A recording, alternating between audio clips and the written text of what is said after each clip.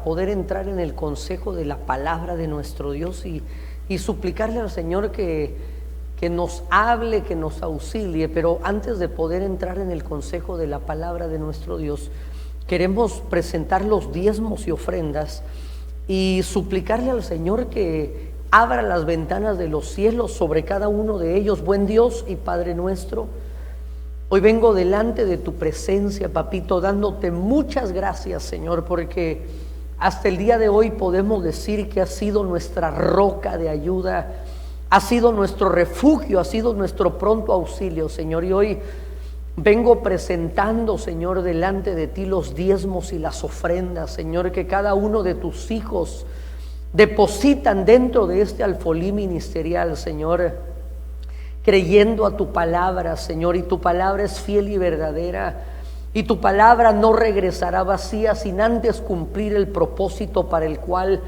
ha sido enviada y será prosperada. Señor, hoy presento, Señor, delante de ti estos diezmos, estas ofrendas, Señor. Te ruego que al ser recibidos, Señor, vengan sobre cada uno de ellos las consecuencias, los beneficios, Señor, de poder, Señor, sembrar en el reino de los cielos, y que es dando como recibimos, que abran las ventanas de los cielos, que derrames bendición hasta que sobre y abunde, y que sea reprendido el devorador en sus casas, Señor. Te lo pedimos en el nombre de Jesús. Y ahora te suplico también, papito, por tu palabra, Señor, te ruego que envíes un espíritu de revelación a este lugar, Señor, y a todos aquellos que están al alcance de mi voz, Señor. Te ruego que nos des la capacidad de poder no solo ver, sino también entender tu palabra, y aún más allá de la letra, Señor. Te rogamos que mientras la misma es expuesta,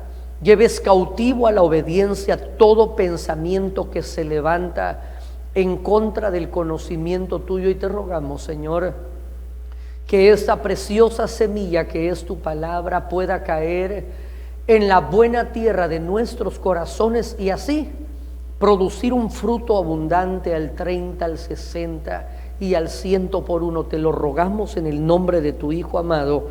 Y el pueblo de Dios dice amén, amén y amén. Gloria a Dios, hermano. Así que estamos ya listos, hermano, para nuestra proclama profética. Estamos expectantes, hermano, de lo que Dios estará haciendo, hermano. Mire, para muchos será un día cualquiera, hermano. Es más, algunos están profetizando un día de tinieblas, hermano. Mire, la Biblia dice, hermano, que en el mundo habrá tinieblas y habrá oscuridad, pero sobre nosotros, sobre la iglesia, Isaías capítulo 60 dice, será vista su gloria. Así que nosotros estamos expectantes, hermano, que algo glorioso el Señor ha preparado para nosotros. Pero quiero entrar en el consejo de la palabra de nuestro Dios.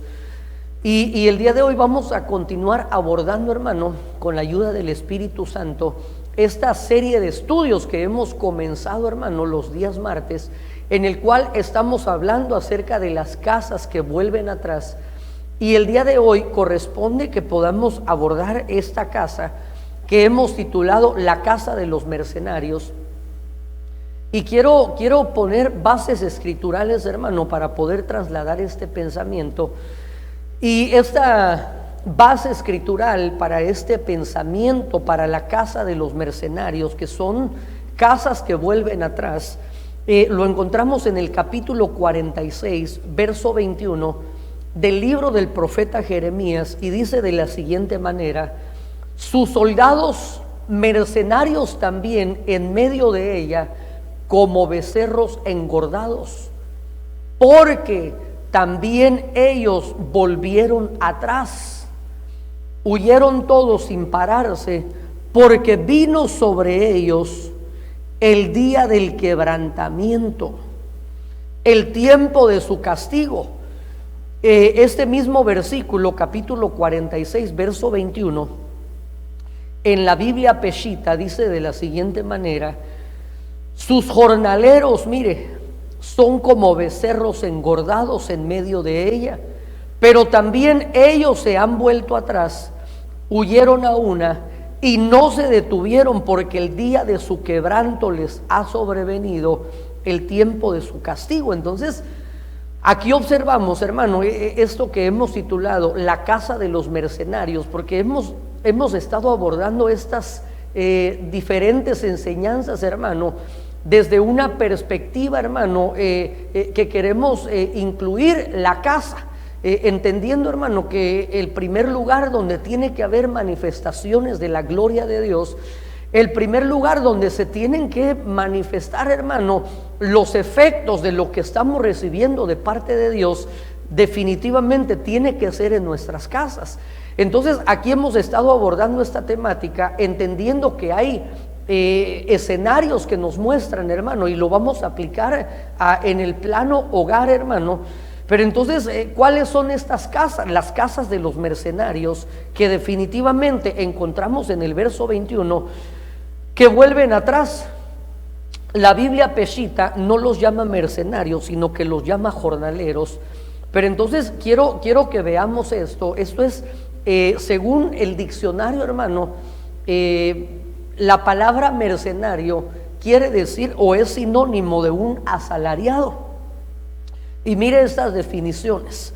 Un mercenario es un soldado que lucha a cambio de dinero o de un favor y sin motivaciones ideológicas. Mire qué interesante, hermano, porque la Biblia nos muestra, hermano, tres aspectos o tres gradas, hermano, tres estadios en el cual nosotros comenzamos como sembradores, y la Biblia dice que el sembrador espera la cosecha, pero posteriormente se puede continuar avanzando y entonces podríamos convertirnos en atletas, y el atleta, dice la Biblia, que se abstiene de todo con tal de alcanzar el galardón.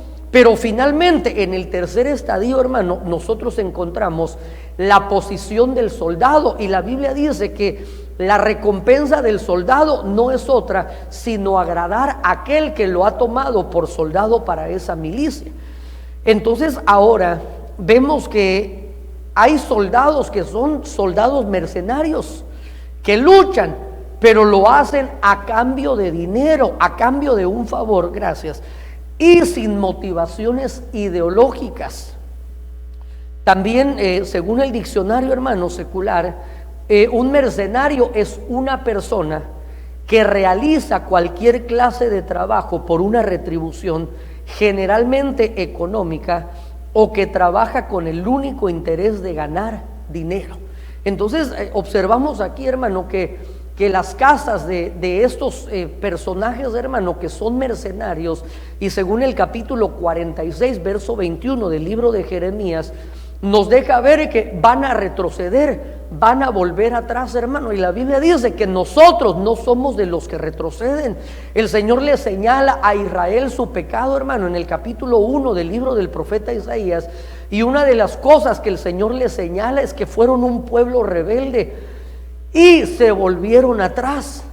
Entonces, hermano, la Biblia dice que nosotros somos de los que permanecen, no somos de los que retroceden, porque dice la Biblia, si alguno retrocede, el tal no agradará a mi alma. Entonces, hermano, quiero que vayamos entrando en esto maravilloso, hermano. Y mientras que yo observaba este panorama, hermano, en el capítulo 46, verso 21, hermano, ¿por qué razón estos mercenarios, hermano, volvieron atrás? Aquellos que únicamente están por un deseo de obtener algo a cambio, de obtener una recompensa, pero no una recompensa celestial o espiritual, sino que van en pos de una recompensa material. Y recordémonos, hermano, que la Biblia nos deja ver que definitivamente también no solo tendremos recompensas espirituales, sino que la prosperidad, hermano, tiene que abarcar todas las áreas de nuestra vida, nuestro espíritu, nuestra alma y nuestro cuerpo, hermano.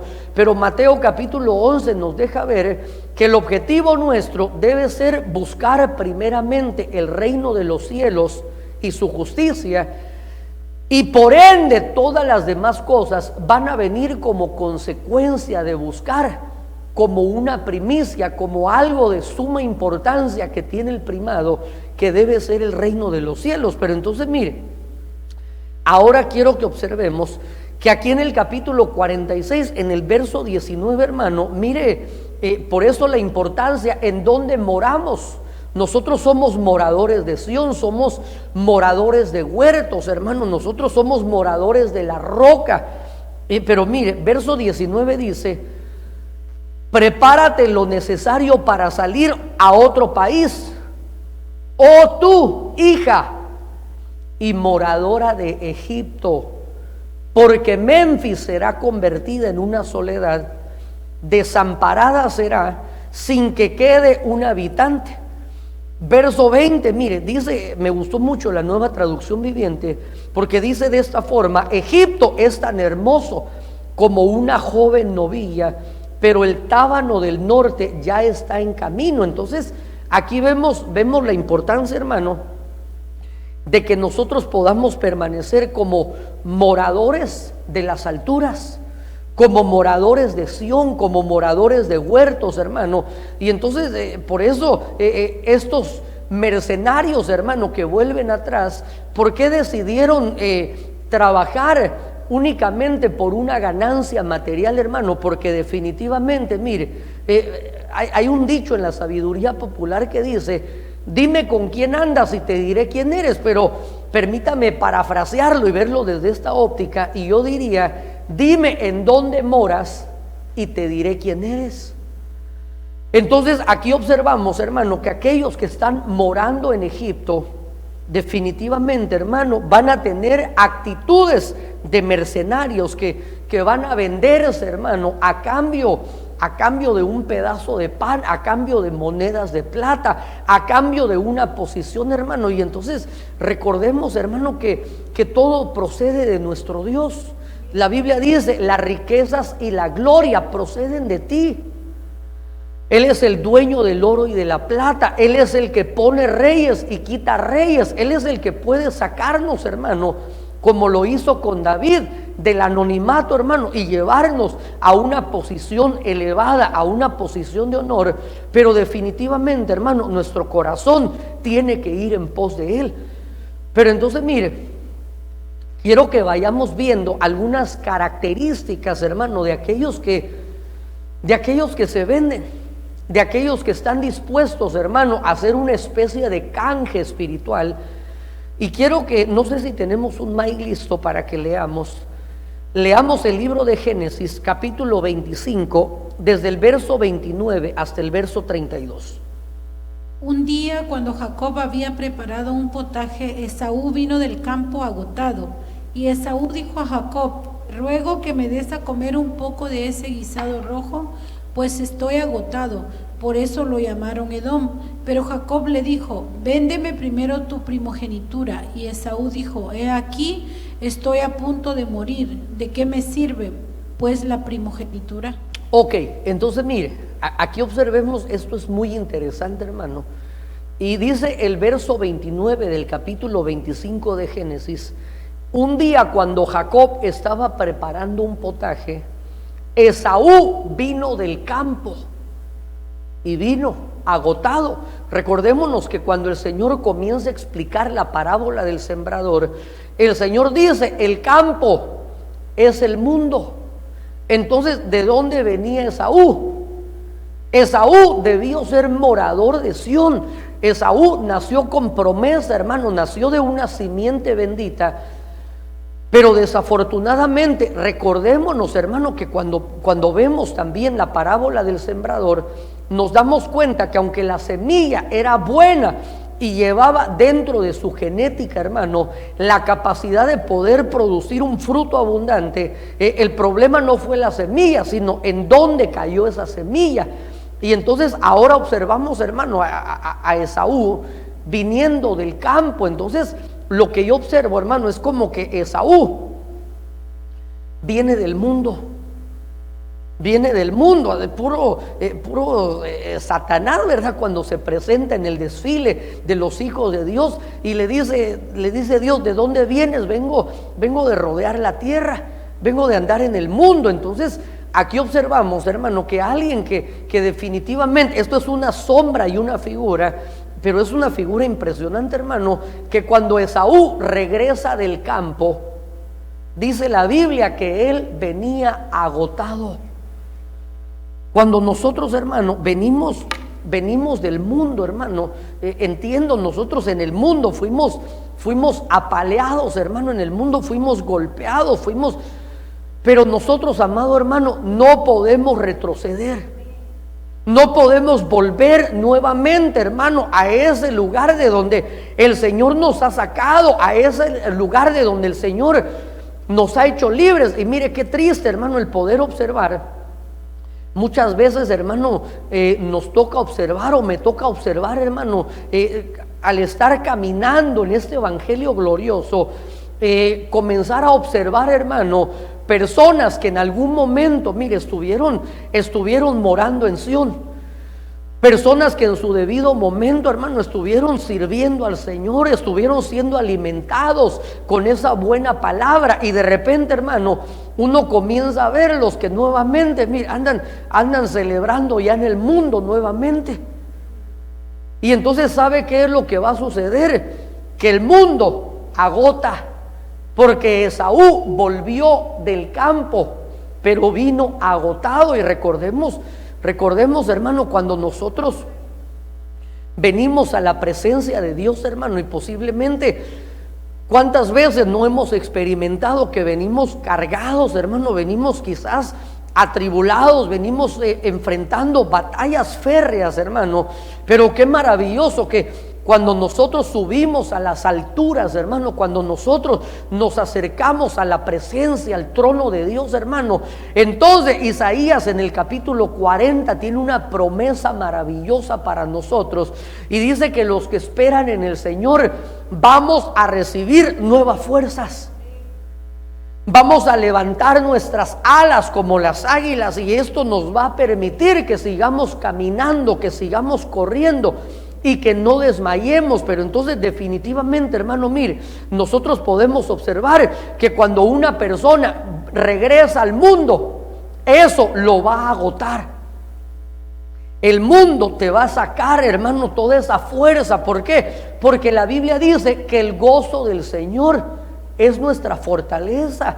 Entonces cuando un creyente regresa atrás al mundo, pierde el gozo, pierde el deleite, y por ende, hermano, va a perder la fortaleza. Pero mire, sigamos acercándole el zoom a esto hermoso, hermano, porque cuando uno regresa atrás, entonces al venir agotado, hermano, uno como que pierde pierde la objetividad. Nuestra perspectiva cambia, hermano, nuestra manera de ver las cosas cambia, y por eso es importante, hermano, que nosotros estemos viniendo continuamente a Él, porque el Señor ha dicho: vengan a mí los que estén cansados, vengan a mí los trabajados, y yo los haré descansar. Y cuando los haya hecho descansar, entonces les voy a colocar mi yugo y les voy a poner una carga. Pero el yugo que yo tengo es fácil, y mi carga es una carga ligera. Es una carga que la vamos a llevar con gozo, hermano. No vamos a decir: ay, Señor, ven porque ya no aguanto. No es así. La Biblia dice que cuando el Señor se llevó a Moisés, aunque Moisés tenía 120 años, la Biblia dice que sus ojos no se habían apagado. La Biblia dice que estaba lleno de días. Simplemente, hermano, se lo llevó porque se había llegado el tiempo de su partida. Pero entonces, qué interesante, hermano, que cuando Esaú viene del campo, viene agotado. Y entonces, hermano, Esaú le dice: te ruego que me des a comer un poco de ese guisado rojo, pues estoy agotado. Y por eso lo llamaron Edom. Pero Jacob le dijo: véndeme primero tu primogenitura. Y Esaú dijo: he aquí, estoy a punto de morir. ¿De qué me sirve pues la primogenitura? Mire, cuando una persona viene del campo, viene del mundo, hermano, pareciera como que no solo se agotan sus fuerzas físicas, sino se le acaba la esperanza, se le acaba la fe, hermano, y entonces ya pareciera como que ya no hay salida. Quizás está enfrentando una batalla en contra de un ratón, hermano, y de un ratón nace un elefante. de una llovizna, lo ve como una tormenta terrible, hermano. Y en cambio, cuando nosotros estamos en el Señor, hermano, aunque venga la tormenta, aunque vengan las tempestades, aunque vengan esos vientos huracanados, hermano, ¿qué es lo que nosotros hacemos? Corremos a refugiarnos dentro de su presencia. Así como el Señor le dijo a Moisés: yo te voy a esconder, te voy a cubrir con mi mano y te voy a ocultar en la roca, y cuando haya pasado yo, hermano. Pero entonces, qué lindo que podemos nosotros ocultarnos, hermano. Y mire, y lo más hermoso de este evangelio es que nosotros no somos como los que no tienen esperanza. Porque Esaú había perdido esperanza y dijo: ¿y yo para qué quiero ese don tan maravilloso? Es que mire, Dios no hace cosas simplemente por hacerlas. Cada uno de nosotros, hermanos, fuimos concebidos en la mente y en el corazón de Dios. El salmista dice que él recibe ese entendimiento y dice: en lo secreto fui entretejido y mi embrión dieron tus ojos. Cuán hermosas y maravillosas son tus obras. ¿Por qué? Porque dice que comenzó a escribir en su libro cada uno de mis días, sin faltar ni uno solo de ellos. Pero no solo escribió cada uno de sus días, sino que también, hermano, ahí el Señor estaba escribiendo el propósito, hermano. Estaba escribiendo las obras que, según Efesios en el capítulo 2 verso 10 dice, que fuimos preparados para buenas obras, las cuales el Padre de antemano predestinó para que anduviésemos en ellas. Por eso dice: somos hechura suya en Cristo Jesús, preparados para buenas obras, las cuales de antemano, hermano, el Padre ya había planeado, hermano, algo maravilloso. Por eso cuando Jeremías le dice: Señor, yo no sé hablar, yo soy niño, el Señor le dice: no digas que eres niño, porque desde antes que estuvieses en el vientre te aparté, te di por profeta a las naciones, y todo lo que yo te diga, tú lo vas a hacer. ¿Por qué? Porque Jehová cumplirá su propósito en nosotros. Entonces, hermano, cuando se viene del campo, mire, por eso estas son unas fechas muy peligrosas, hermano, porque muchos creyentes, hermano, pueden quererse ir a echar un paseo al campo. Ay, voy a ver qué es eso que se oye, que están cantando ahí, se oye alegre. Mire, cuidado con volver al campo. ¿Por qué? Porque cuando nosotros regresamos al campo, cuando regresamos al mundo, entonces mire, podríamos tener en poco. ¿Por qué? Porque nuestra visión se oscurece. Cuando estamos, mire, nuestra visión dependerá de dónde estamos morando. Recuerde cuando Lot y Abraham se van a separar, hermano. Dice la Biblia que Lot comenzó a ver todo el valle, hermano, pero lo comenzó a ver como una especie de espejismo, hermano, porque dice la Biblia que aunque él estaba viendo la llanura, estaba viendo hacia Sodoma, él vio ese panorama como que era el huerto del Edén. Pero entonces veamos el contraste, hermano, cuando Dios llama a Abraham y le dice: mira, levanta tus ojos, esta es la tierra que yo te voy a dar por heredad.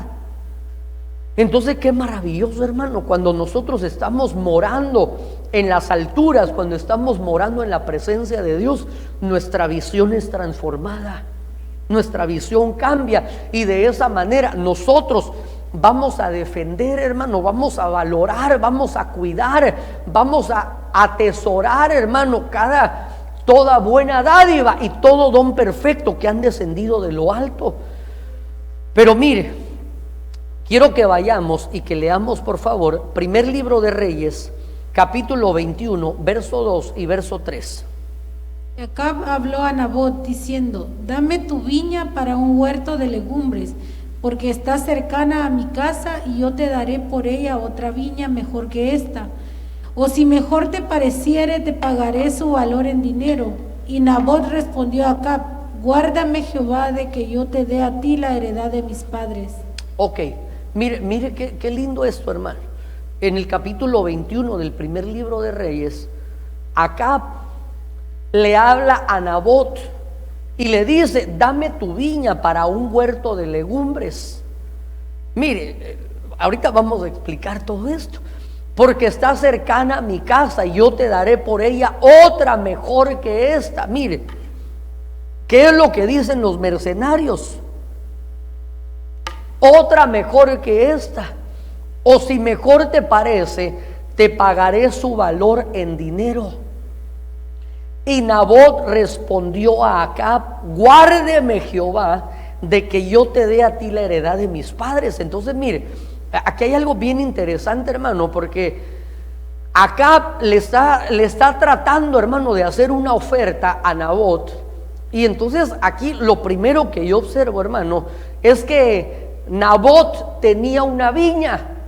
Esa tierra fue preparada, hermano, como fue una heredad que recibió de sus padres, pero era un terreno, hermano, el cual había sido preparado, como dice el libro de Isaías en el capítulo 5, donde se preparó una viña, un lugar donde se preparó la tierra, se despedregó, se limpió, se cercó, se hizo un lagar y entonces se plantó con vides escogidas. ¿Para qué? Para que diese buen fruto. Y cuando nosotros recordamos, hermano, en el libro de Jueces, donde habla de la parábola de los árboles que vienen a buscar rey, llaman a la vid y le dicen a la vid: ven y reina sobre nosotros. Y la vid responde: ¿cómo habré de dejar yo mi mosto y mi dulce fruto, con el cual alegro a Dios y alegro a los hombres? Entonces Nabot entendía que él había sido formado con un propósito, había recibido una herencia de parte de Dios, hermano. Pero entonces veamos aquí la actitud de los mercenarios. Viene Acab y le dice: dámela porque yo quiero utilizarla. Mire, este terreno fue diseñado para producir uvas, y de esas uvas poder producir el mosto que alegra a Dios y alegra a los hombres. Pero él le dice: yo quiero convertirla en un huerto de legumbres. Y entonces viene a mi mente, hermano, el capítulo 25 de Mateo, cuando nos habla la Biblia acerca de la parábola de los talentos, cuando a cada uno se le entregan conforme a su capacidad. Pero entonces mire, el que recibió un talento, ¿sabe qué es lo que hizo con ese talento? Lo enterró. Exactamente lo que Acab quería hacer con la viña de Nabot. Mire, las viñas crecen, hermano, ¿en dónde se dan? En las alturas. La uva no es un fruto que sale o que brota al nivel de la tierra, sino que se preparan, hermano. Cuando usted ve esos viñedos, se preparan esos lugares, hermano, con unas guías. ¿Para qué? Para que esas vides, hermano, comiencen a enredarse, hermano, y comiencen a separarse de la tierra, hermano, en una sombra maravillosa. Comiencen a despegarse del suelo, comiencen a despegarse, y entonces ahí en las alturas producen su fruto. Pero ¿qué es lo que hizo aquel que recibió un talento? Dice la Biblia: lo enterré. Es decir, que aquello que había recibido de parte de Dios, hermano, un don, un llamamiento, hermano, porque toda buena dádiva y don perfecto descienden de lo alto. ¿Sabe qué es lo que hizo? Lo convirtió en legumbre, lo convirtió en terrenal. Y recordémonos, hermano, cuando hablábamos acerca de la parábola de los árboles, la vid dice: ¿cómo he de dejar yo de producir mi mosto, mi dulce fruto? El propósito para el cual fui formada fue para producir un fruto, y de esta manera alegrar a Dios y alegrar a los hombres. Recordemos que el pueblo de Israel, hermano, cuando salen de Egipto, ellos únicamente pensaban en legumbres. Pensaban en ajos, en cebollas, en pepinos, en puerros, en melones. Y mire, todas estas clases de legumbres, hermano, crecen en el nivel de la tierra. Por eso su mentalidad estaba únicamente centrada en las cosas terrenales, hermano. Y mire, esto es algo peligroso, hermano, porque hoy el apóstol Sergio nos hablaba acerca de los enemigos, hermano, de diferentes aspectos, pero uno de los enemigos de la cruz se manifiesta cuando nuestro pensamiento está únicamente enfocado en las cosas de los hombres, en las cosas terrenales. Entonces viene el mercenario y le dice a Nabot: está bien, si no quieres que la convierta en un campo de legumbres, te voy a dar otra mejor. Otra mejor, ¿en base a qué perspectiva, hermano? Porque recordémonos que Dios a cada uno, hermano, nos ha dado en la capacidad de poder administrar. Esto es un engaño, hermano, que el enemigo de nuestra alma, que el Señor lo reprenda siempre. Por eso lo importante, hermano, es que nosotros podamos ser guiados por el Espíritu Santo. Que nosotros seamos guiados, que vayamos conforme a la ley y al testimonio, que sean nuestros parámetros, hermano. ¿Por qué? Porque de alguna forma, recordémonos que una de las maneras que el adversario se presenta es como el engañador. Y él sabe cómo engañar, él sabe cómo envolver, y dice: esa tu viña no vale mucho, te voy a dar una en un mejor lugar. Y mire, no se trata, hermano, de poder cuantificar en base a los sentidos naturales, sino que esto depende de la revelación y de la guianza de Dios a nuestras vidas. Y finalmente le dice: bueno, si no, te voy a comprar. Si no quieres una mejor, te la voy a comprar, te voy a pagar su valor en dinero para que me la vendas.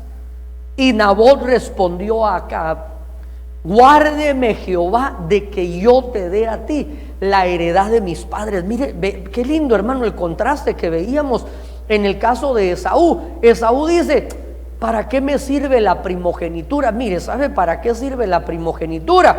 La primogenitura servía para que ese heredero iba a recibir una doble porción. La primogenitura servía para que ese hijo mayor, hermano, se iba a convertir en el patriarca. Iba a continuar, hermano, con ese legado. Es decir, que la primogenitura, hermano, conlleva una serie de bendiciones tan maravillosas, hermano. El poder tener el primado, el poder tener esa posición. Y por eso, hermano, nosotros necesitamos que venga el entendimiento, que venga la revelación. ¿Para qué? Para que no vendamos, hermano, aquellas cosas que el Señor nos ha entregado, no porque lo mereciéramos, hermano, sino por su gracia, por su favor, por su misericordia, y que nosotros no caigamos en el peligro, hermano, de poder canjear, de poder negociar, hermano, porque definitivamente, mire, cuando nosotros hacemos un mal negocio, en lo literal, hermano, podría ser que tengamos algunas pérdidas materiales, pero lo terrible es cuando nosotros hacemos un mal negocio en el ámbito espiritual, porque hay consecuencias, hermano, por ejemplo, en el caso de Esaú, la Biblia dice que aunque lloró, hermano, con lágrimas, la primogenitura ya no le fue devuelta.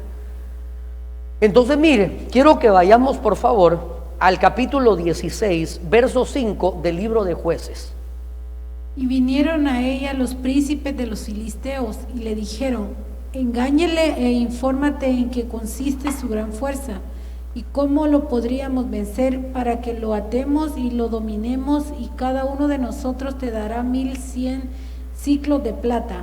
Ok, entonces mire, aquí yo le puse como título a este verso, hermano, que esto tiene que ver con las costumbres filisteas. Por eso veíamos en el primer ejemplo, hermano, cuando Esaú regresa del campo, que es figura del mundo, hermano, él pierde la visión, él pierde la fuerza, y entonces está dispuesto a negociar. Pero ahora vemos que esto es una costumbre de los filisteos.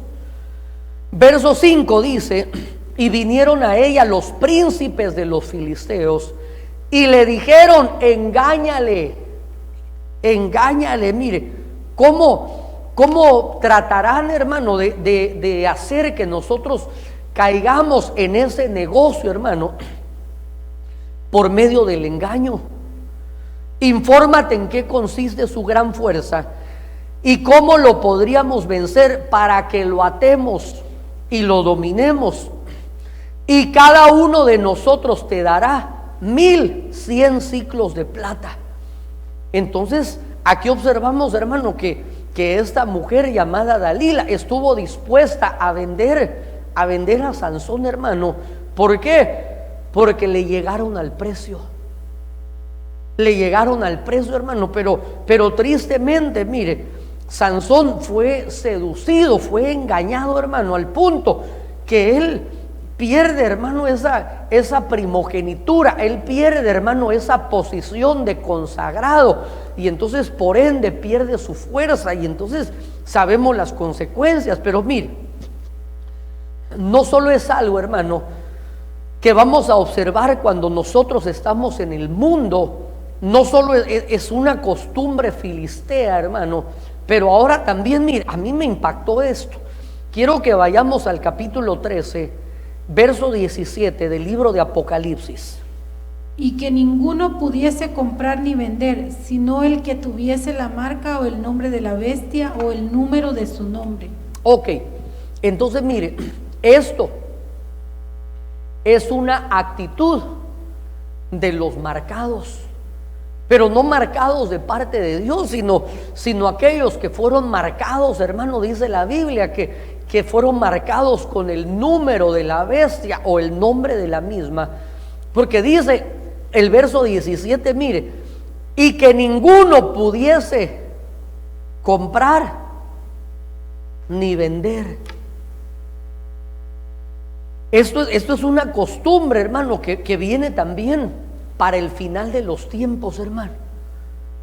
Pero esto es algo, hermano, que desafortunadamente, mire, aquellos que no sean marcados, hermano, con el punzón del escribano, que no sean marcados con cada una de las letras del alefato hebreo, hasta poder llegar a la número 22, a la letra Tau, hermano, para que nosotros seamos marcados y que de esa forma, mire, podamos defender, podamos atesorar, podamos cuidar, hermano, lo que hemos recibido de parte de Dios, y que no estemos dispuestos a venderlo. Pero definitivamente esto es una característica, hermano, o una actitud de los que son marcados en el final de los tiempos, porque estos fueron marcados para poder de esa manera comprar y vender. Y mire, yo les voy a mostrar cosas impresionantes, hermano, pero que el Señor me dé el tiempo, ¿verdad? Vamos al capítulo 25, verso 8 al verso 10 del Evangelio de Mateo. Y las insensatas dijeron a las prudentes: dadnos de vuestro aceite, porque nuestras lámparas se apagan. Mas las prudentes respondieron diciendo: para que no nos falte a nosotras y a vosotras, id más bien a los que venden y comprad para vosotras mismas. Pero mientras ellas iban a comprar, vino el esposo, y las que estaban preparadas entraron con él a las bodas, y se cerró la puerta. Ok, entonces vimos en el verso anterior del capítulo 13, verso 17 del libro de Apocalipsis, hermano, que estos que fueron marcados compraban y vendían. Compraban y vendían.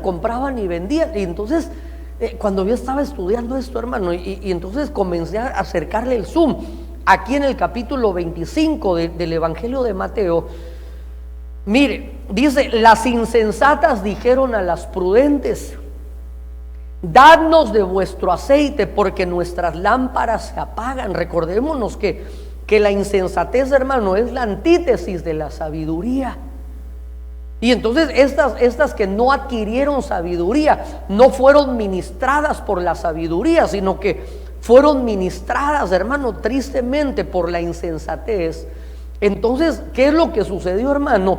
Al no ser ministrado por la sabiduría, entonces, mire, podríamos caer en el error de no entender el valor de lo que hemos recibido. Esto es como aquellos ejemplos, hermano, que nos relatan en la historia, hermano, cuando nos cuentan que al llegar los conquistadores europeos, hermano, al continente americano, cuentan en los anales de la historia que los conquistadores europeos le cambiaban a los nativos, hermano, sus tesoros por espejos.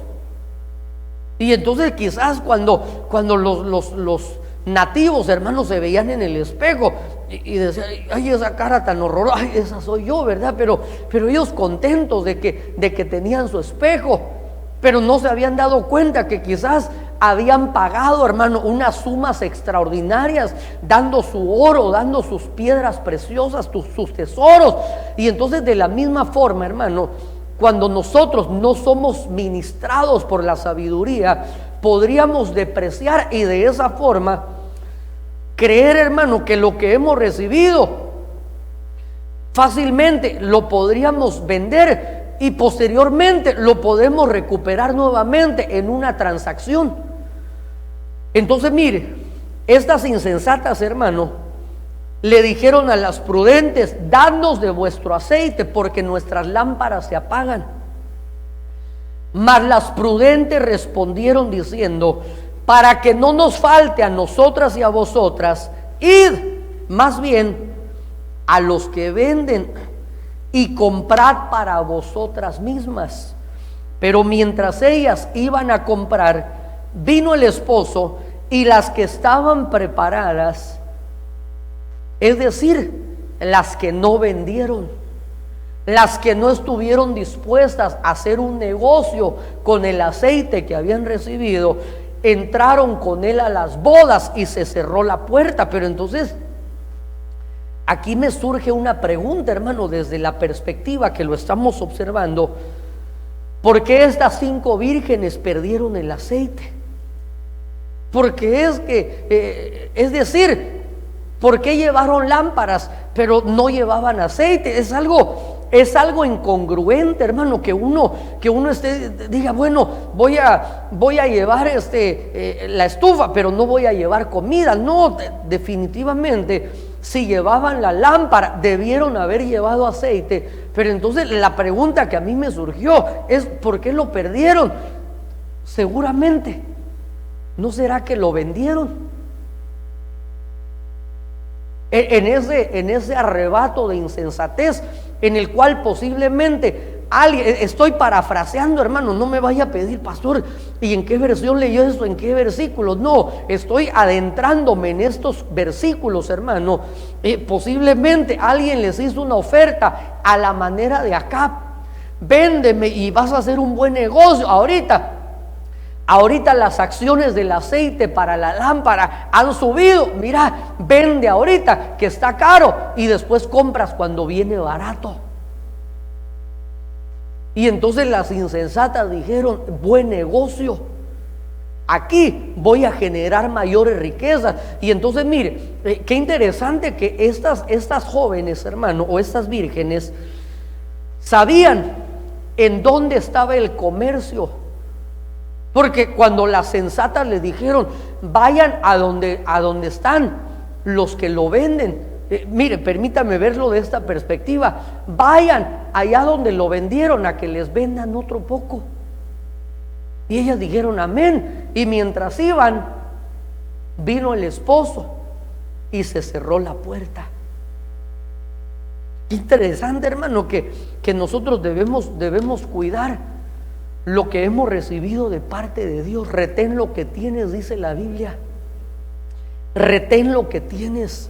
Posiblemente podría verse pequeño, hermano, ante los ojos nuestros, hermano, pero recordémonos que a los ojos de Dios, hermano, así como ese muchachito que lleva 3 panes y lleva 2 peces, en otros versos dice llevan 5 panes y 2 peces, pero aunque se viera, hermano, como algo insignificante, hermano, mire, que son 3 panes y 2 peces para alimentar a una multitud de 3,000 personas.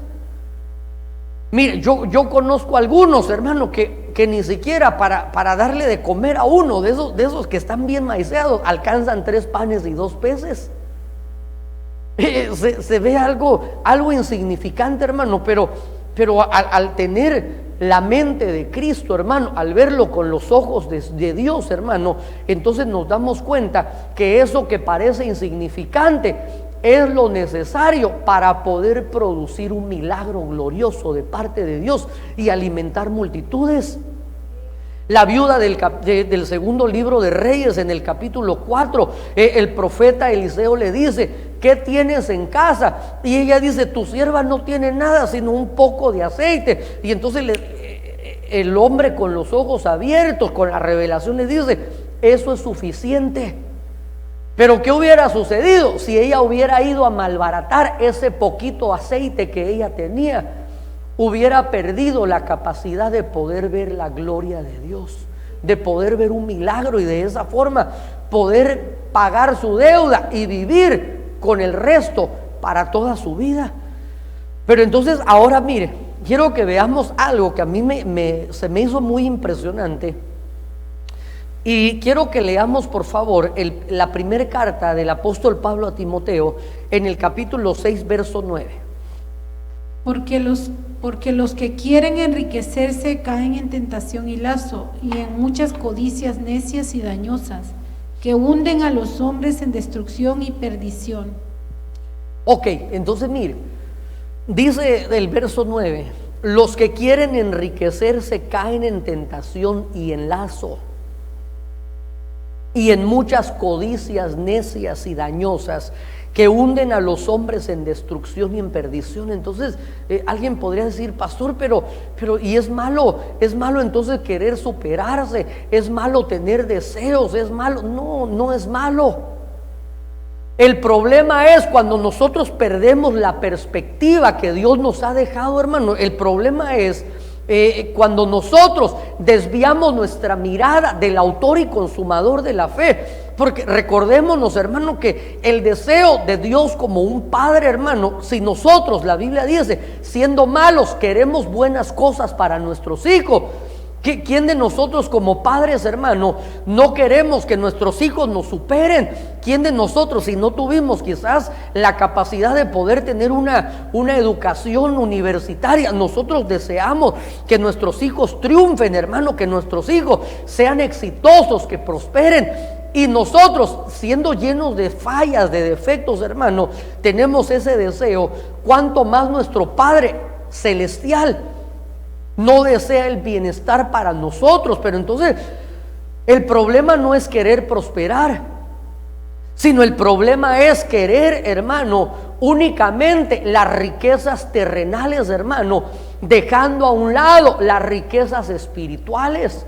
Y entonces podría suceder como el ejemplo que el Señor Jesucristo da cuando dice que había un hombre rico, el cual, al haber prosperado de una manera tan excelente, hermano, comienza en una especie de monólogo, y entonces comienza a decirle a su alma: ahora sí, alma, gózate, deleítate, disfruta, descansa, porque tienes para muchos días. Porque había prosperado tanto materialmente, que incluso había construido más graneros en mayor escala, hermano. Y entonces dice la Biblia que se oye una voz que dice: necio, insensato, no te dejaste ministrar por la sabiduría, y al no dejarte ministrar por la sabiduría, te enfocaste únicamente en los tesoros terrenales. Y los tesoros terrenales, hermano, mire, son perecederos. Recordemos, hermano, el ejemplo de los faraones, hermano, los reyes de la antigüedad. Cuando morían, hermano, ¿qué era lo que hacían? Querían que los enterraran con sus riquezas, hermano, que les pusieran sus joyas, hermano, sus vestidos. Pero mire, cuando una persona muere, no se puede llevar nada. Lo único que lo acompaña, dice la Biblia, son sus obras. Entonces, hermano, cuando está un deseo desmedido únicamente por las riquezas materiales, hermano, y entonces dejamos a un lado las riquezas espirituales, entonces dice el apóstol Pablo que cuando alguien quiere enriquecerse de una manera desmedida, olvidando las riquezas espirituales, lo que va a suceder es que cae en tentación y en lazo y en muchas codicias necias y dañosas, que al final hunden a los hombres en destrucción y en perdición. Por eso la Biblia dice que la raíz de todos los males es el amor al dinero. Por eso nosotros, hermanos, hemos recibido una vacuna. ¿Para qué? para que ese dinero no nos dañe, hermano. ¿Y cómo lo hizo Dios? Enseñándonos un principio de honra a través de nuestros diezmos, de las primicias, de nuestros frutos, a través de nuestras ofrendas, hermano. Y cuando nosotros aprendemos, hermano, a honrar a Dios de esa manera y no tenemos un amor desmedido a la riqueza, ¿sabe qué es lo que va a suceder? Dios te va a abrir las fuentes de arriba y te va a abrir las fuentes de abajo. Dios dice, no, como no le afecta la riqueza, le voy a dar no solo la prosperidad espiritual, sino que te va a dar también la prosperidad material.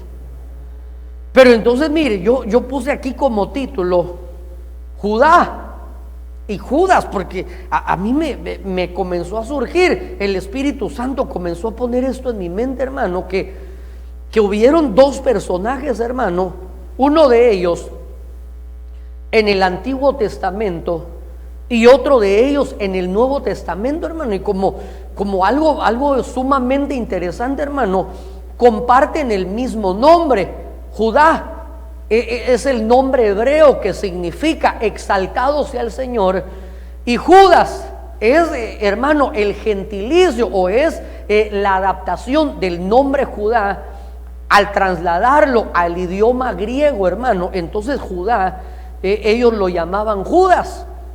Es como alguien, ¿verdad?, que viene de su país, hermano, y entonces allá se llamaba Toño y aquí ya le dicen Tony, ¿verdad? Entonces así era Judá en hebreo, y en griego se llamaba Judas. Pero entonces mire, quiero que leamos esto. Leamos por favor el capítulo 37, verso 25 del libro de Génesis, y después vamos a leer Apocalipsis 18:11.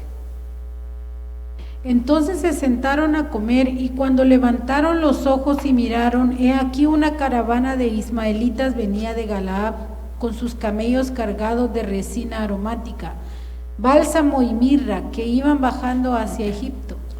Ok, hasta ahí detengámonos. Quiero explicar algo.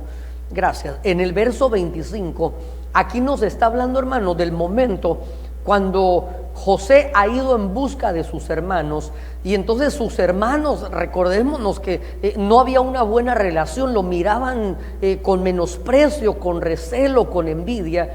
Y entonces dice la Biblia que cuando él fue a buscarlos, siendo enviado por su padre, sus hermanos se enojaron con él y lo arrojaron dentro de una fosa. Y entonces ellos, algunos estaban urdiendo un plan, hermano, con el deseo de darle muerte a José. Pero entonces hay algo bien interesante, hermano, y dice el verso 25 que ellos se sentaron a comer, y cuando levantaron sus ojos y miraron, he aquí una caravana de ismaelitas venía de Galaad con sus camellos. Mire, venía una caravana cargada con camellos cargados de resina aromática, mire, bálsamo y mirra, que iban bajando hacia Egipto. Es decir, estas son especias aromáticas, hermano, que nosotros sabemos que son figuras de cosas espirituales que son de un elevado valor, hermano, como la mirra, que la mirra nos habla de la oración. El bálsamo, hermano, que nos habla de esos ungüentos, hermano, con el propósito de poder traer sanidad, que vemos en la parábola, hermano, del buen samaritano. Pero también traían resinas aromáticas, que los perfumes, la fragancia, nos hablan de la adoración. Pero ¿quién eran los portadores, hermano? Era una caravana de ismaelitas. Los ismaelitas, hermano, eran algo parientes, hermano, del pueblo de Israel, pero hermano, se habían separado de sus hermanos. Pero ahora en el capítulo 18, ahora sí leamos el capítulo 18, desde el verso 11 al verso 13.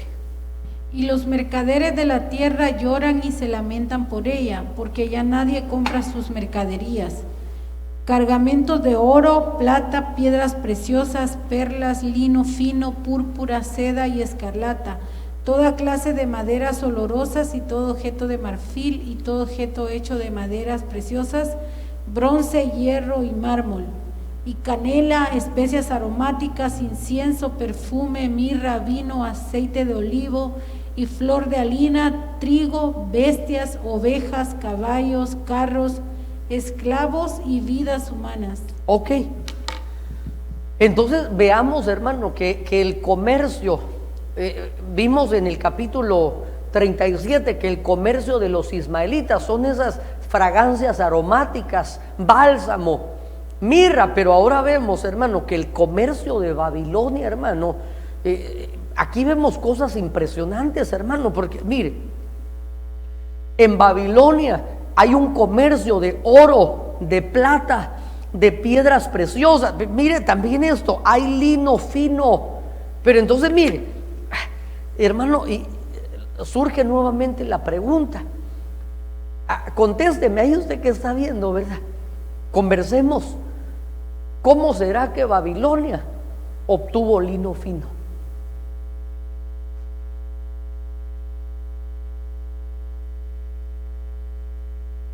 ¿No será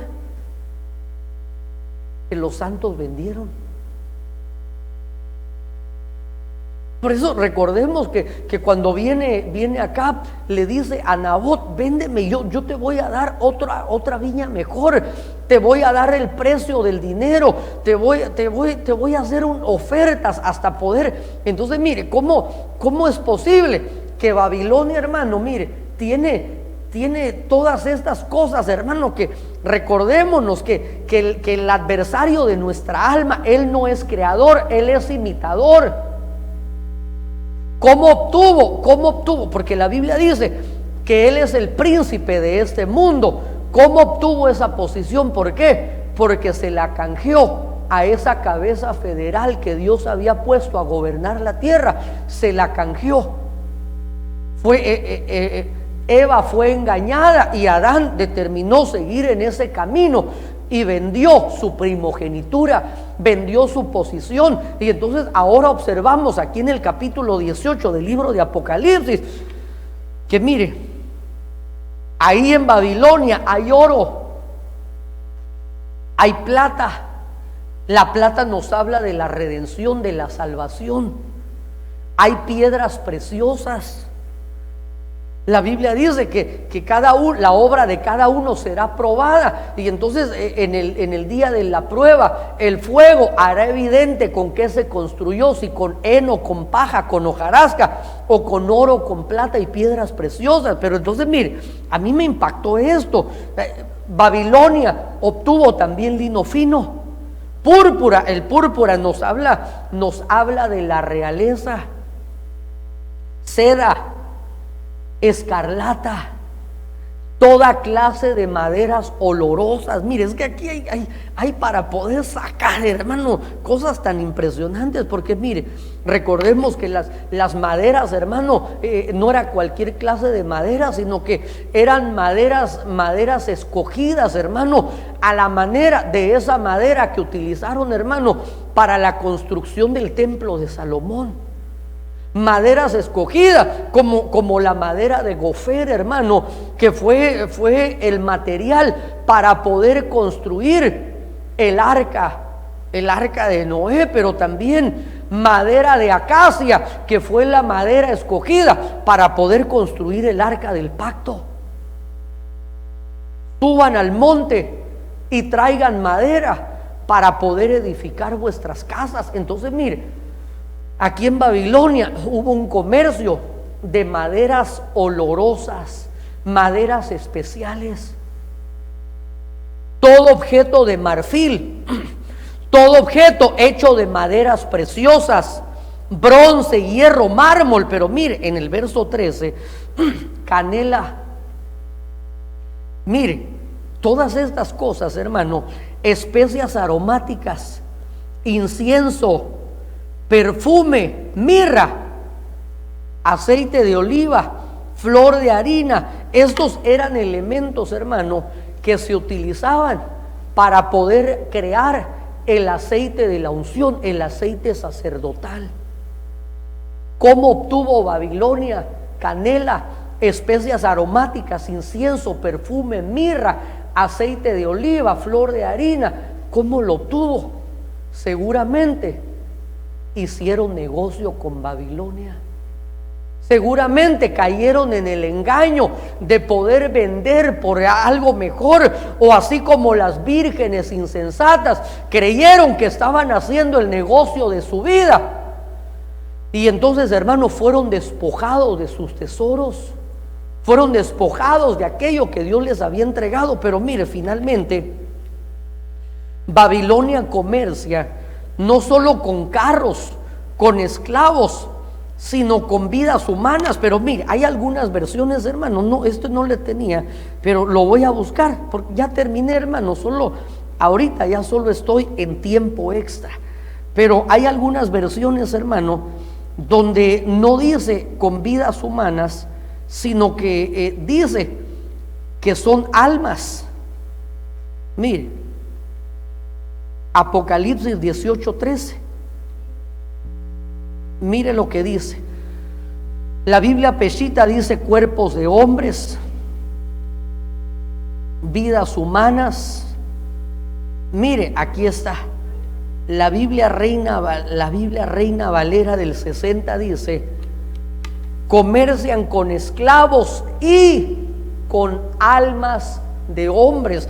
Recordémonos, hermano, mientras que te preparas, hijito, ya terminé, solo quiero resumir. Recordemos cuando en el capítulo 14 del libro de Génesis, hermano, cuando Abraham regresa de haber rescatado a su sobrino Lot, de haber derrotado a Kedorlaomer, hermano, dice la Biblia que le sale al encuentro el rey de Sodoma. Pero mire, en los versos anteriores, hermano, vemos que el rey de Sodoma y el rey de Gomorra, los reyes literales, hermano, cayeron en un pozo de brea, y seguramente ahí se habían muerto, porque un pozo de brea es como una especie, hermano, de arenas movedizas. Pero no solo están hechas de tierra y agua, sino que estos eran pozos de brea. Y seguramente si el rey de Sodoma y el rey de Gomorra habían caído en esos pozos, seguramente habían muerto. Pero interesantemente, cuando Abraham regresa,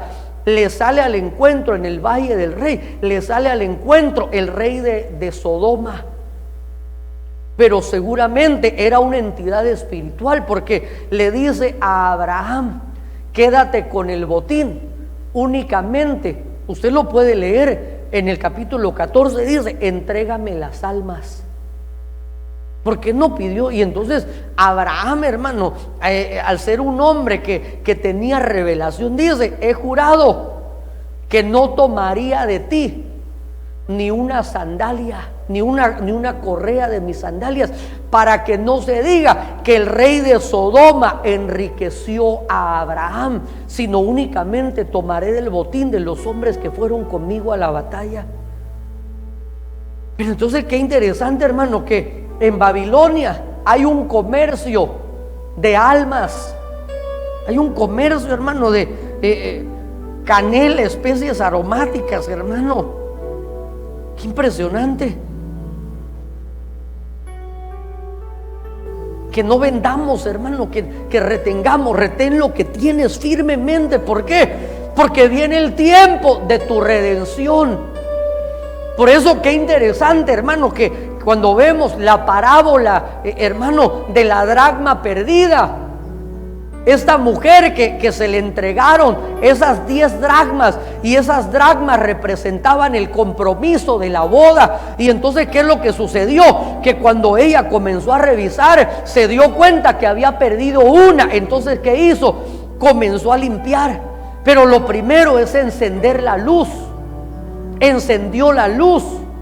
Y mire qué interesante, hermano, que cuando encendió la luz, no comenzó a levantar la cama, no, dice la Biblia, comenzó a barrer, comenzó a limpiar. No estaba buscando, estaba limpiando. Y entonces, cuando ella comenzó a limpiar, seguramente durante ese proceso de limpieza, ella pudo encontrar esa dracma perdida que representaba la capacidad de poder contraer nupcias.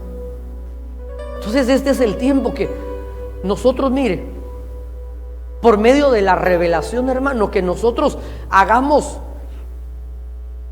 un escudriñamiento, que pasemos revista a nuestro campamento, hermano.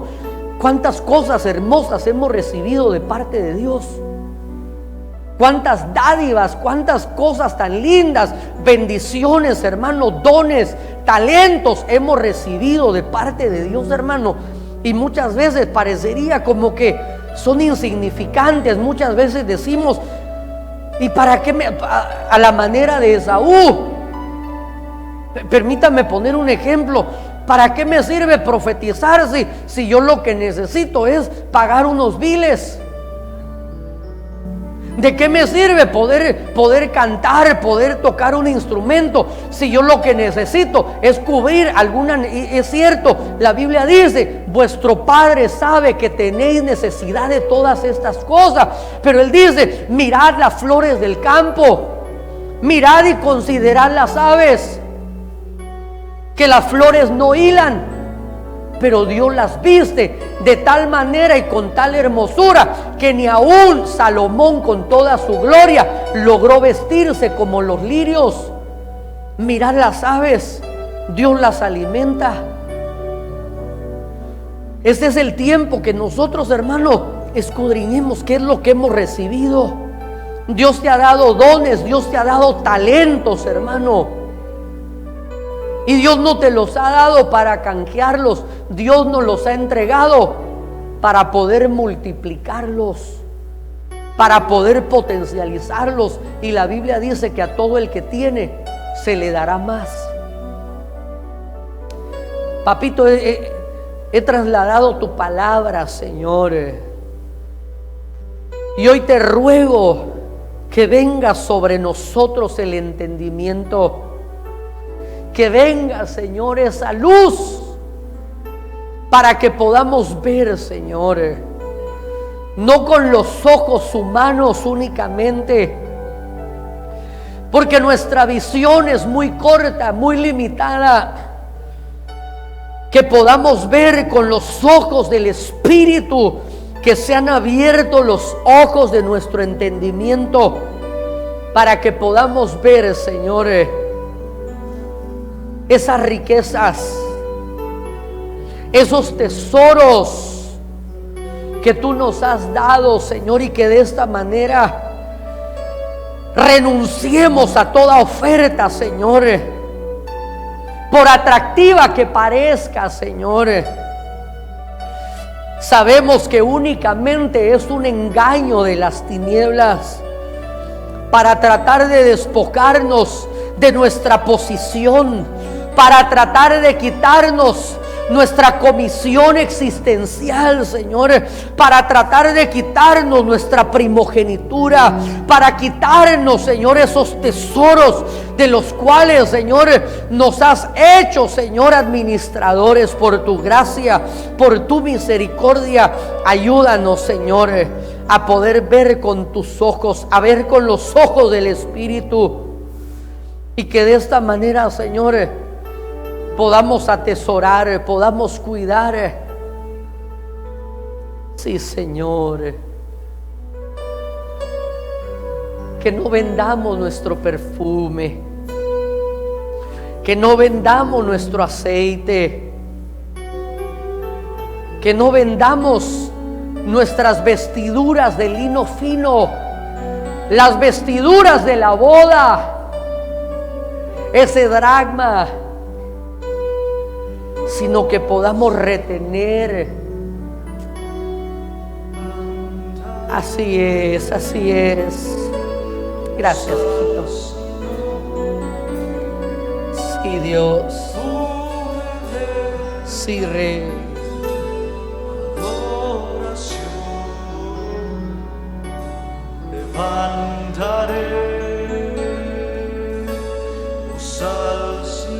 Es cierto, en medio de tus luchas, en medio de tu debilidad, es ahí donde el poder de Dios se perfecciona. Aleluya.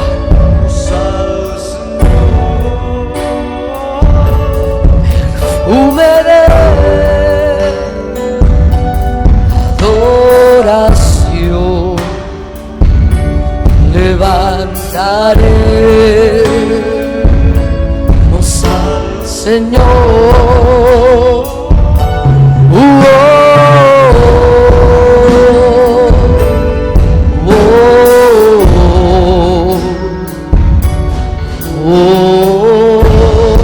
Así es.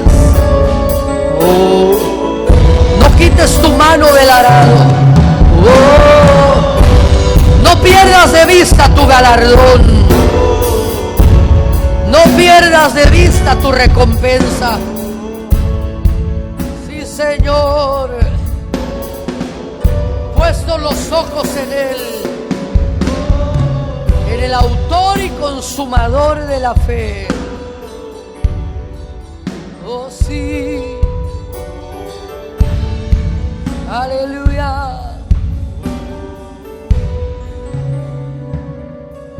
Perfume de adoración levantaré, oh al Señor. Perfume de adoración levantaré, oh al Señor. No venderemos nuestro perfume, no venderemos nuestro mejor perfume. Nuestro mejor perfume será para ti. Ese perfume de nardo puro será para derramarlo a tus pies. Será para ungirte. Será para llenar la casa. Que la casa se llene. Que se llene con el mejor perfume. Será para ti y nadie más. No, no lo daré a nadie más. No lo venderé, no lo cambiaré. Será para ti, será para el Rey. Cuando tú te sientes a la mesa, mi perfume esparcirá su fragancia. Cuando estés sentado a la mesa,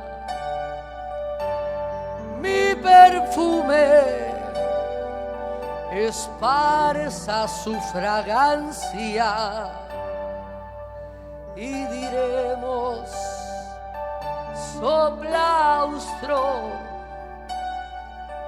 y aquilón, que se esparza mi perfume en el huerto. Oh, aleluya, aleluya.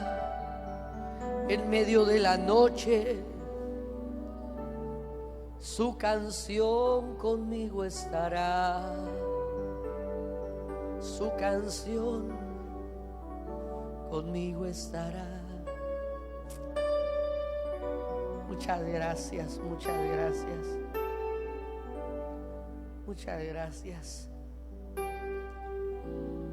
Tal vez si cantamos ese canto que dice: es tu amor que me sostiene, es tu amor que me levanta. ¿Por qué le digo este canto, hermano? Porque viene a mi mente esos momentos, hermano, cuando nuestro hermano Julito Melgar, en medio de esa batalla, en medio de ese tiempo del valle de sombra y de muerte, en lugar de levantar una querella, en lugar de haber una queja en su corazón, determinó adorar a Dios. No así aquellos que fueron llevados cautivos a Babilonia, decidieron colgar sus arpas ahí en los sauces, las colgaron y ya no cantaron cántico a Jehová. Y dijeron: ¿cómo cantaremos canto a Jehová en tierra de extraños? Pero nosotros, a la manera de David, bendeciremos a Jehová en todo tiempo. Y qué linda esa inspiración que recibe nuestro hermano en medio de ese valle, en medio de ese desierto. Él dice: tus cuerdas de amor cayeron sobre mí. Esas cuerdas hermosas.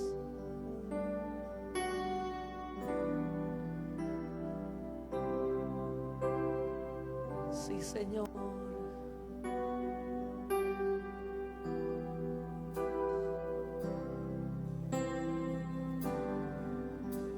Y aunque pase El tiempo,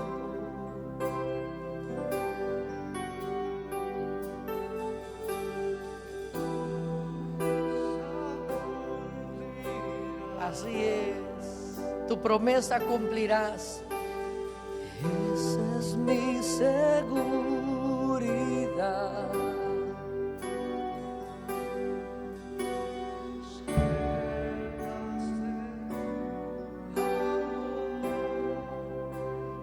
Cayeron sobre mí.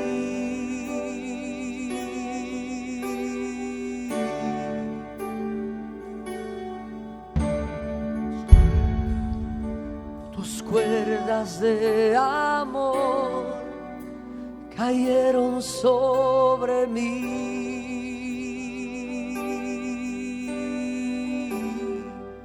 Es tu amor que me sostiene, el que me levanta, el que me da paz, me da seguridad de lo que vendrá. Tú tienes el control, nunca pierdes el control. Es tu amor que me sostiene, el que me levanta, el que me da paz, me da seguridad de lo que vendrá. Tú tienes el control, nunca pierdes el control. Es tu amor que me sostiene, el que me levanta, el que me da paz, me da seguridad de lo que vendrá. Tú tienes el control, nunca pierdes el control. Es tu amor que me sostiene, el que me levanta, el que me da paz, me da seguridad de lo que vendrá. Tú tienes el control, nunca pierdes el control. Es tu amor que me sostiene, el que me levanta, el que me da paz, me da seguridad de lo que vendrá. Tú tienes el control, nunca pierdes el control. Sí, Señor. Muchas gracias, muchas gracias. Es ese amor que nos sostiene, que nos da paz, que da seguridad, Señor. Aún en medio de los tiempos inciertos, Señor, tu palabra dice que aunque pases por las aguas, estas no te anegarán. Y si por el fuego, la llama no arderá en ti, porque yo soy tu Dios que te sostengo con la diestra de mi justicia. Nunca te dejaré, dice su palabra. Nunca te desampararé. Estaré contigo todos los días de tu vida. Es tu amor que me sostiene, el que me da paz, me da seguridad de lo que vendrá. Tú tienes el control, nunca pierdes el control. Es tu amor que me sostiene, el que me da paz, me da seguridad de lo que vendrá. Tú tienes el control, nunca pierdes el control. Padre, hoy bendigo a tu pueblo, Señor, a todos aquellos que están al alcance de mi voz, papito lindo. Hoy vengo sellando esta palabra, estas promesas en las mentes y en los corazones de tus hijos. Hoy vengo cerrando la boca del saco con esta preciosa semilla, con la copa de plata, con las monedas de oro dentro, suplicándote, hazla fructificar al 100%. Hoy te ruego, papito, llévanos en paz, llévanos en bendición, que el ángel tuyo sea acampando alrededor nuestro y que nos defienda. Y desde ya atamos todo espíritu de venganza, todo contraataque, todo accidente, y lo enviamos a los abismos.